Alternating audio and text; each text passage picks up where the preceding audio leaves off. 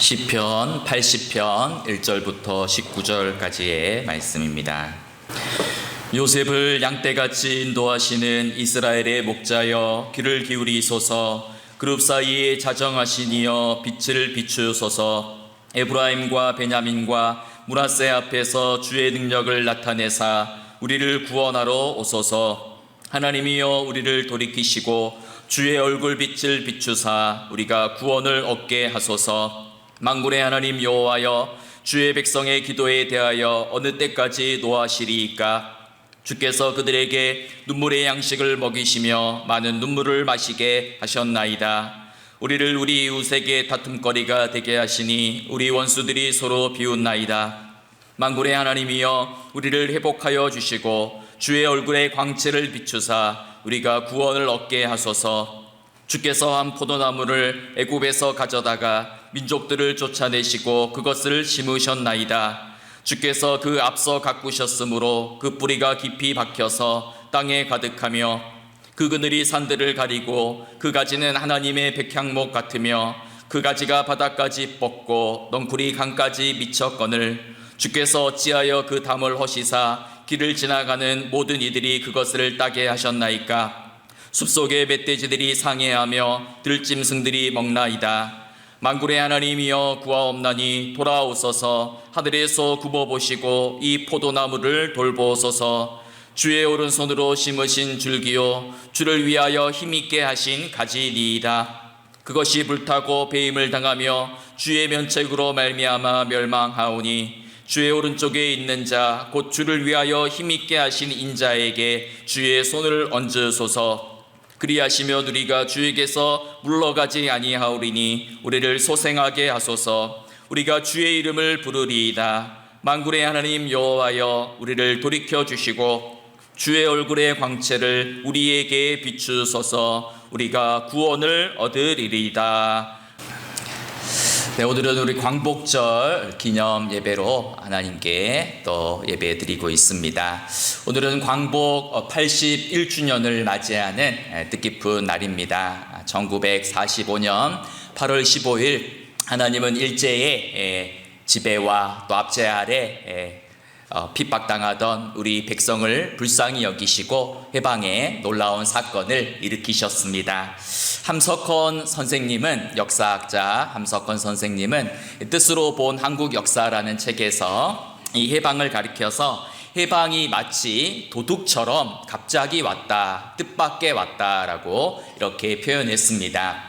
바로 전날 8월 14일까지만 해도 해방이 될 줄을 알았던 사람은 거의 없고 해방이 될 거라 믿었던 사람, 기대했던 사람은 아무도 없었다라는 것입니다. 아무도 알지 못했으니 아무도 꾸민 사람이 없고 그래서 이 해방은 하늘에서 온 해방이다. 하늘의 선물이다라고 이렇게 이야기를 했습니다. 물론 이제 그 배경에는 국제 정세의 변화라든가 또 연합국의 승리라는 그런 역사적인 과정이 있었습니다. 그러나 우리는 이 모든 역사 뒤에서 움직이시고 활동하신 분이 바로 하나님이심을 믿고 고백합니다. 그리고 해방 이후에도 하나님은 6.25 전쟁의 자리에도 또 이후에 굴곡진 우리 한국의 근현대의 역사 구비마다 함께 해주셨습니다. 아마 오늘 이 자리에는 어린 시절 해방을 직접 겪으셨던 분들도 있을 것이고 해방보다는 그 이후에 6.25 전쟁의 아픔을 더 많이 기억하고 계신 분들도 계실 겁니다. 폭격 소리를 들으면서 떠났던 피난길, 그리고 먹을 것이 없어 배고팠던 시절들, 또 사랑하는 사람들을 잃었던 그 슬픔의 기억들이 떠오르는지도 모르겠습니다. 해방의 기쁨도 잠시였고 이후에 또 전쟁으로 인하여서 이 나라는 온통 폐허로 변했습니다. 하지만 우리는 하나님의 또 은혜로 도우심으로 그 폐허 속에서도 다시 일어났습니다. 그래서 다시 폐허 속에서 척박한 땅을 일구었고 교회를 다시 세웠고 아이들을 학교에 보내어서 지금 우리 대한민국은 세계가 부러워하는 경제 대국이 되고 문화 강국이 되었습니다. 그리고 오늘 우리가 이렇게 앉아서 하나님 앞에 예배 드릴 수 있게 된 것이죠. 이 모든 것이 다 하나님의 은혜고 도우심의 역사입니다. 우리는 지나온 시간들, 지나온 역사에 그런 이해하기 어려운 일들, 설명할 수 없는 사건들을 다 정확하게 설명할 수는 없습니다. 하지만 분명한 것은 하나님은 어려울 때마다, 절망의 순간마다 우리를 버리지 않으시고 포기하지 않으시고 우리와 함께 하셨다라는 사실입니다. 그래서 그 과거에 함께 하셨던 하나님의 은혜가 지금 우리와도 함께 하고 있고, 또 그 은혜가 앞으로의 우리의 앞날과 장래도 인도하시고 지켜 주실 것입니다. 오늘 광복절은 어떤 날입니까?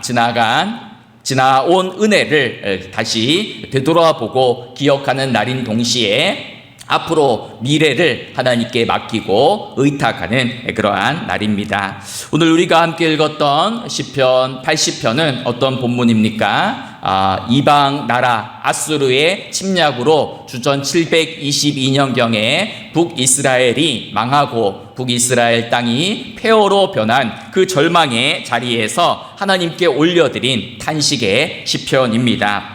당시 이스라엘 백성은 이방 민족들의 그러한 백성과 이방 백성들의 조롱거리와 비웃음 속에서 눈물 젖은 양식을 먹으면서 불타고 베어버린 삶의 터전에 앉아서 한없이 절망하고 있었습니다. 주변을 돌아보면 온통 불타고 베이고 피폐해진 땅으로 인하여서 절망과 두려움과 불안과 공포가 그들을 사로잡고 있었습니다. 그런데 오늘 시편 기자는 무엇을 합니까? 하나님을 찾고 기도를 합니다. 절망의 한복판에서 하나님을 찾으며 부르짖으며 기도하고 있는 것입니다. 오늘 3절 말씀을 보면 하나님이여 우리를 돌이키시고 주의 얼굴빛을 비추사 우리가 구원을 얻게 하소서라고 기도하지요. 그런데 이 기도와 똑같은 내용의 기도가 7절에도 똑같이 등장합니다. 만군의 하나님이여 주의 얼굴의 광채를 우리에게 비추어 주십시오 기도하지요. 그리고 19절에도 똑같이 등장합니다. 만군의 하나님 여호와여 주의 얼굴의 광채를 우리에게 비추어 달라고, 그래서 우리가 구원을 얻게 해달라고 기도하지요. 그런데 그 기도의 내용을 가만히 살펴보면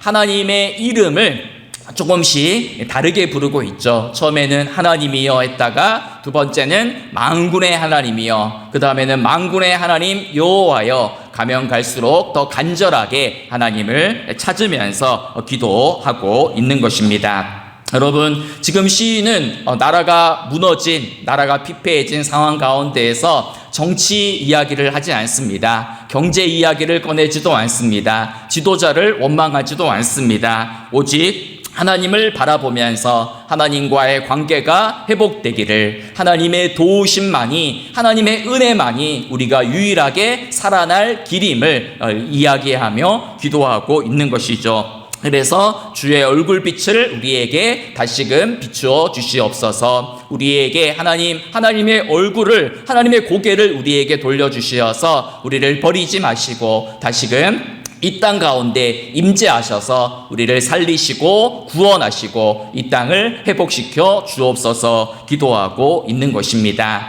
여기서 주의 얼굴빛이라는 표현이 반복되어서 나오죠. 하나님의 얼굴, 하나님의 얼굴빛, 이런 표현이 우리 구약에 보면 자주 나오는데요. 특별히 민수기 6장 25절 26절에 보면 아론의 그 축복 기도가 나오잖아요. 여호와는 그의 얼굴을 내게 비추사 은혜 베푸시기를 원하며 여호와는 그 얼굴을 내게로 향하여 드사 평강 주시기를 원하노라. 이렇게 아론이 이스라엘 백성들을 축복하며 기도했습니다. 그래서 여기서 하나님이 얼굴을 비추시면 뭐가 임합니까? 은혜가 임하는 거죠. 하나님의 얼굴이 우리를 향하면 우리에게 평강이 임한다라는 겁니다. 무슨 말입니까? 하나님의 얼굴이라는 것은 하나님의 임재, 또 하나님의 은혜, 하나님의 평강, 하나님의 보호하심을 가리키는 그러한 표현인 거죠. 그래서 오늘 본문 속에서 주의 얼굴 빛을 우리에게 비추어 달라라는 뜻은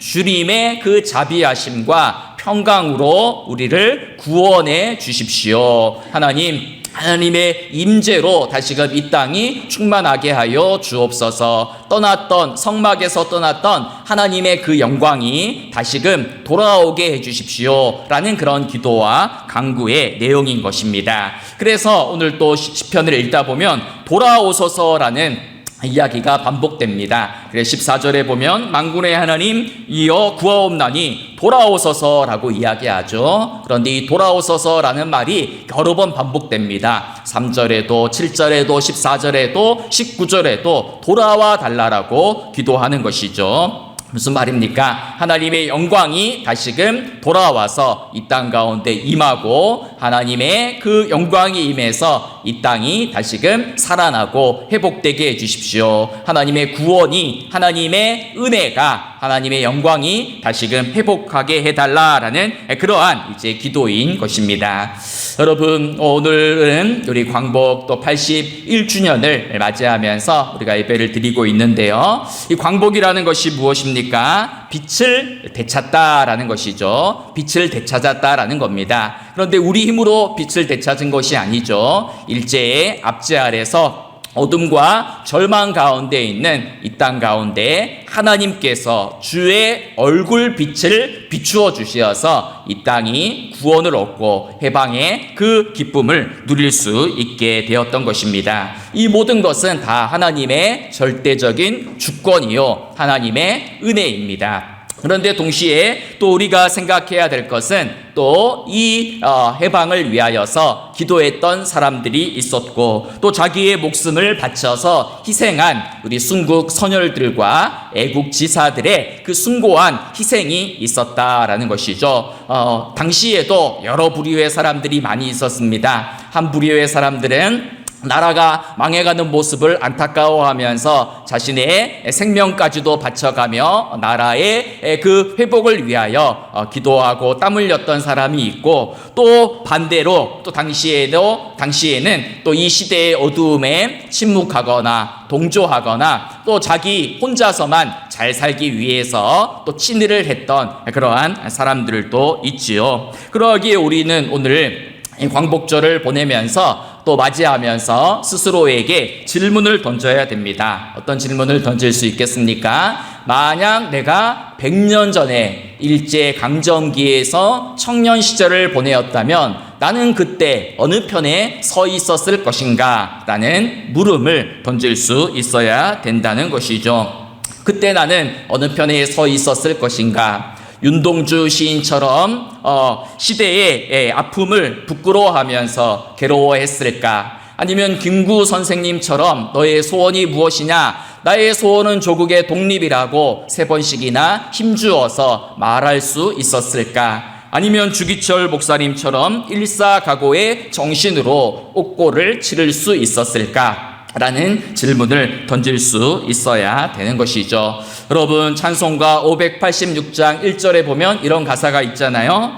어느 민족 누구게나 결단할 때가 있나니 참과 거짓 싸울 때에 어느 편에 설 것인가. 주가 주신 새 목표가 우리 앞에 보이니 빛과 어둠 사이에서 선택하며 살리라.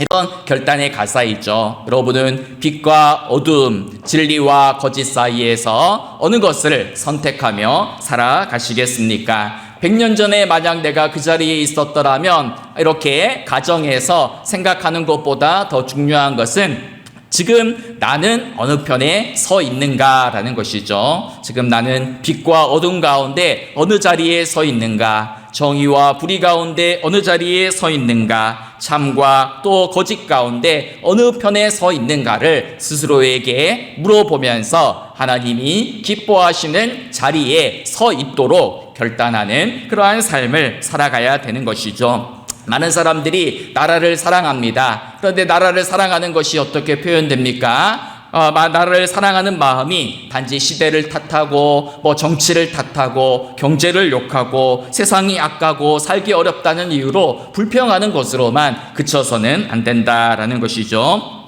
시대의 어두움을 탓하기 전에 우리는 먼저 내 안에 있는 어두움과 불의와 거짓을 직면할 수 있어야 됩니다. 세상이 악하다고 탄식하기 전에 과연 나는 빛 가운데로 걸어가고 있는가 스스로를 돌아보아야 되는 것이죠. 그리고 오늘 시편의 시인처럼 기도를 해야 되는 것이죠. 하나님, 내 안에는 어두움이 가득합니다. 내 안에는 절망이 가득합니다. 이 나라 이 민족의 앞날에는 소망이 없습니다. 주의 얼굴빛을 비추어 주옵소서. 하나님, 우리에게서 고개를 돌리지 마시고 이 땅 가운데로 하나님의 얼굴을 돌려주시고 하나님의 얼굴빛을 비추어 주셔서 하나님 내 안에 어두움이 떠나가게 하시고 우리 가정이 다시금 살아나게 하시고 우리 교회가 다시금 살아나게 하시고 하나님 이 나라 이 민족이 다시금 하나님의 빛을 되찾게 해주십시오 라고 기도해야 되는 것이죠.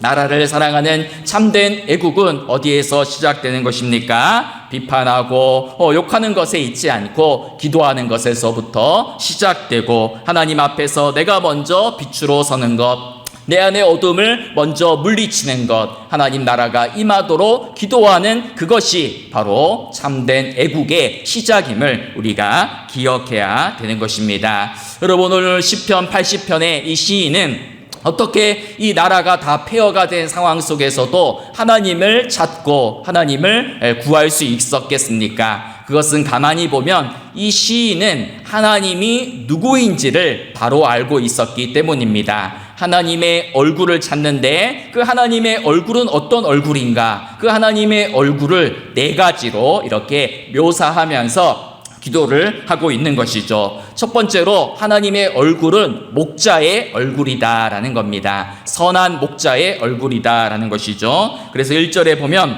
요셉을 양떼같이 인도하시는 이스라엘의 목자여 귀를 기울이소서 이렇게 기도하고 있습니다. 시인은 하나님은 우리의 목자이고 우리는 그분이 돌보시는 양이다라는 그러한 확고한 의식을 가지고 있었죠. 우리가 잘 알듯이 양은 목자 없이는 살아갈 수 없는 존재입니다. 마찬가지로 우리 인생도 그러하죠. 하나님 없이는 살아갈 수 없는 것이 우리 인생입니다. 젊을 때는 내 힘만 가지고 내 힘으로 살아갈 수 있을 것 같고 내가 내 인생의 주인이 되어서 내가 내 인생을 이끌어갈 것 같죠. 하지만 나이가 들면 나이가 들어가고 세월이 지나갈수록 뭘 느낍니까? 나의 힘으로는 아무것도 할 수 없고 모든 것이 다 하나님의 은혜입니다. 하나님의 도우심이 없이는, 은혜 없이는 나는 살아갈 수 없는 연약한 존재입니다. 나는 갈 바를 알지 못하는 어린 양입니다. 하나님 나의 목자가 되어 주십시오. 더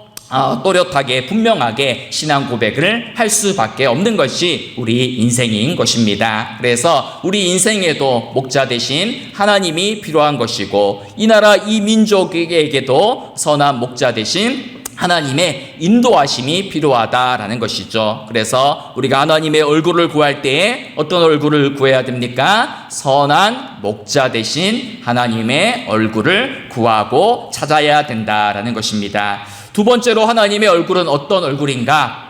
용사의 얼굴이다라는 거예요. 그래서 오늘 시편을 읽다 보면 만군의 여호와여라는 표현이 계속해서 반복되고 있어요. 하나님을 만군의 여호와여라고 이제 부르는 것입니다. 만군은 무슨 뜻입니까? 하늘의 모든 천사와 하늘의 모든 천군들을 지휘하시고 다스리시는 온 시대와 역사와 우주를 주관하시는 전능하신 하나님을 가리키는 표현이 바로 만군의 여호와여라는 표현이죠. 그래서 우리가 구약을 읽다 보면 만군의 하나님 여호와는 자기를 대적하는 자들을 깊은 바다에 빠뜨리시고 모든 악과 불의를 소멸하시는 모든 용사 중에 가장 강한 용사임을 그렇게 고백하고 표현하는 것을 자주 볼 수가 있죠. 그리고 그 강한 용사이신 하나님은 또 어떤 하나님입니까?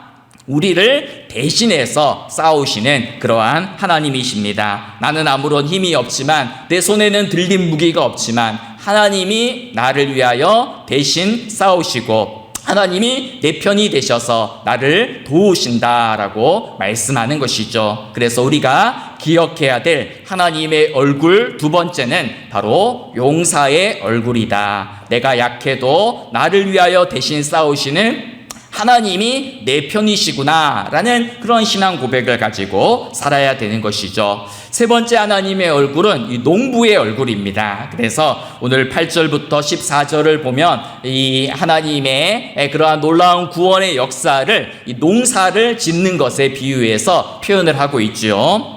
그래서 하나님은 이 이스라엘, 한 포도나무인 이스라엘을 애굽에서 가져다가 가나안 땅으로 옮겨 심으셨다. 출애굽 사건을 가리키는 표현이죠. 그리고 출애굽 이후에 하나님께서 그 가나안 땅에서 그들이 깊이 뿌리를 내리고 잘 살도록 하셔서 뿌리를 내리고 가지를 뻗어서 번성케 하셨다. 다윗과 솔로몬 시대의 그러한 번성을 이야기합니다. 하지만 이후에 포도원의 주인이신 하나님을 망각하고 제멋대로 살아갈 때에 담이 허물어지고 이방 나라로 비유되는 들짐승들이 와서 이 포도원을 마음대로 짓밟고 유린하는 그러한 역사가 이어졌죠. 그래서 이에 오늘 시인은 기도하는 것이죠. 14절에서 뭐라고 기도합니까?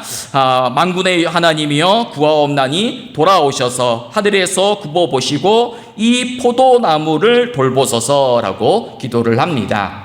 농부이신 하나님께서 이 포도나무를 다시금 돌보아 주십시오. 버리지 마십시오. 다시금 기억해 주십시오. 라고 기도하고 있는 것이죠. 여러분, 우리 선한 농부 되신 하나님은 이 포도나무에 열매가 없다고 해서 당장에 그 포도나무를 다 베어버리는 분이 아니시죠. 열매가 없어도 기다려 주시고 인내하시고 내년까지 참아주시는 하나님이십니다. 마찬가지로 하나님께서는 우리에게도 열매를 찾으실 때 우리 손에 들을 열매가 없지만 우리를 기다리시고 우리를 인내하시고 또 우리를 끊임없이 돌보시는 농부의 손길로 우리를 돌보시고 이 나라와 이 민족을 책임지시는 분이시다라는 고백이죠. 마지막 네 번째 하나님의 얼굴은 어떤 얼굴인가? 아버지의 얼굴입니다. 그래서 15절 말씀을 보면 이런 표현이 있죠. 주의 오른손으로 심으신 줄기요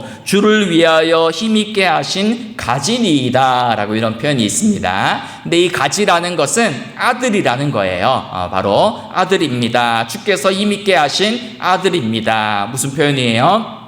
이스라엘이 하나님은 우리의 아버지 되시고 우리는 그분의 아들입니다. 그러니 이 아들을 책임져 주시고 아들을 인도해 주십시오라고 기도하는 것이죠. 무슨 말입니까? 하나님은 우리를 고아처럼 버려두지 않으시고 우리의 아버지가 되셔서 다시금 우리를 강하게 하시고 다시금 우리를 번성하게 하셔서 우리가 아버지의 영광을 드러내는 존재로 우리를 끊임없이 자라나게 하시는 분이시다라는 그러한 고백입니다. 마찬가지로 우리 인생에 이건 뭐 나라의 이야기뿐만 아니라 우리 개인의 삶에도 똑같죠. 하나님이 여러분의 아버지가 되셔서 여러분들을 고아처럼 홀로 버려두지 않으시고 때마다 일마다 여러분의 필요한 모든 것을 채워주시고 여러분들을 바른 길로 인도하시고 영원히 아버지가 되셔서 아버지의 모든 영광을 우리에게 부어주시는 그러한 분을 우리가 하나님으로 섬기고 있다라는 것이죠. 정리를 하면 오늘 시인은 주의 얼굴빛을 우리에게 비춰달라라고 기도합니다. 그런데 그 주의 얼굴빛이 무엇인가? 하나님의 얼굴은 무엇인가? 네 가지의 얼굴이 나타난다라는 것이죠. 선한 목자 되신 그 모습으로, 강한 용사이신 얼굴로, 또 정성을 다하는 농부의 얼굴로, 무엇보다 사랑이 많은 아버지의 얼굴로 하나님의 모습이 묘사되고 그 얼굴로 나를 비추어 달라라고 기도를 하고 있는 것이죠. 마찬가지입니다. 물론 오늘 이 시편은 나라의 위기, 나라의 절망의 상황 가운데서 올려드린 기도이지만 동시에 우리 개인의 그러한 어려운 상황 가운데도 우리도 하나님의 이 네 개의 얼굴을 찾고 구해야 된다라는 것이죠. 어둠 속에서 해야 될 일은 뭡니까? 절망 속에서 해야 될 일들은 낙심하는 것이 아니라 깨어서 기도하는 겁니다. 하나님의 얼굴빛을 다시금 찾고 구하는 것이죠. 그래서 하나님의 얼굴을 다시금 내게 비추어 주십시오. 하나님, 내게 주의 얼굴빛을 거두어 가지 마시고 우리 가정에도, 우리 교회에도, 우리 나라에도, 우리 후대들에게도, 우리 후손들에게도 주의 얼굴빛을 비추어 주십시오. 선한 목자 대신 하나님의 얼굴을 보여주시고, 강한 용사 대신 하나님의 얼굴을 보여주시고, 정성을 다하여 그 땅을 일구시는 농부의 얼굴을 보여주시고, 또 하나님께서 우리의 아버지 되시는 그 아버지의 따뜻하고 자애로운 얼굴을 우리에게 보여주십시오 라고 기도를 해야 되는 것이죠. 여러분, 우리가 초등학교에 가면 우리 광복절 노래를 배우죠. 광복절 노래에 보면 1절이 이런 가사로 시작됩니다. 흙 다시 만져보자 바닷물도 춤을 춘다 라는 이런 가사로 시작이 되는데, 2절에 보면 이런 가사가 있어요.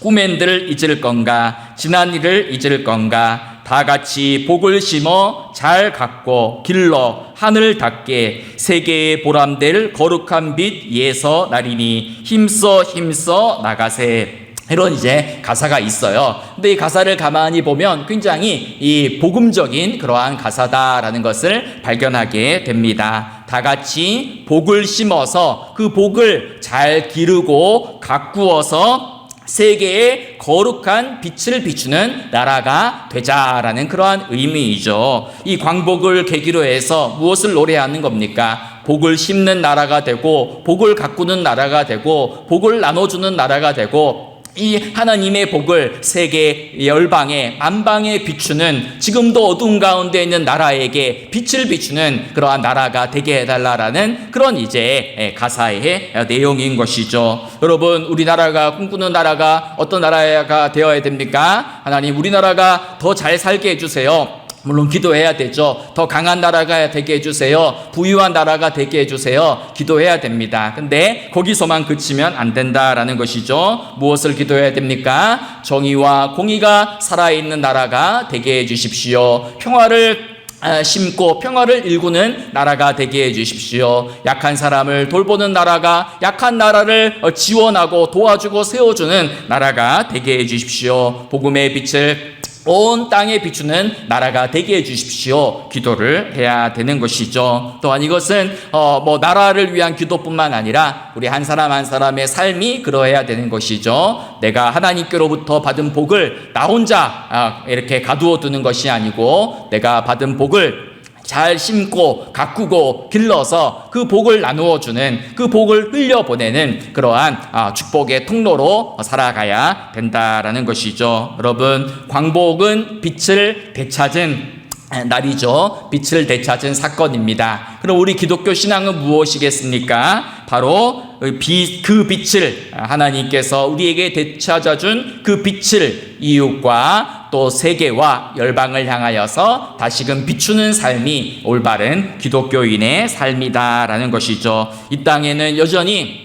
악이 득세하고 있죠. 세상은 여전히 깜깜하고 어두움과 절망으로 가득 차 있습니다. 그러하기에 우리가 해야 될 일은 내가 받은 그 하나님의 얼굴빛을 어두움이 있는 땅으로 나아가서 다시금 하나님의 빛을 반사하는 그러한 삶을 살아가야 된다라는 것이죠. 그래서 우리의 기도가 이러해야 된다라는 겁니다. 하나님의 얼굴빛을 나에게 비추어 주십시오. 그래서 내 안에 있는 모든 어두움이 다 떠나가게 하시고, 이 나라의 분열과 갈등도 치유되게 하시고, 또 저 절망의 땅 북한 땅에도 하나님의 구원의 빛이 임하게 하여 주시고 평화의 길을 열어주게 해 주십시오. 빛을 되찾은 나라에서 이제는 빛을 비추는 나라가 되게 해주십시오 라고 기도해야 되는 것입니다. 여러분, 마지막 586장 4절 가사에 보면 이런 이제 가사가 참 마음에 와닿더라고요. 악이 비록 성하여도 진리 더욱 강하다. 진리 따라 살아갈 때 어려움도 당하리.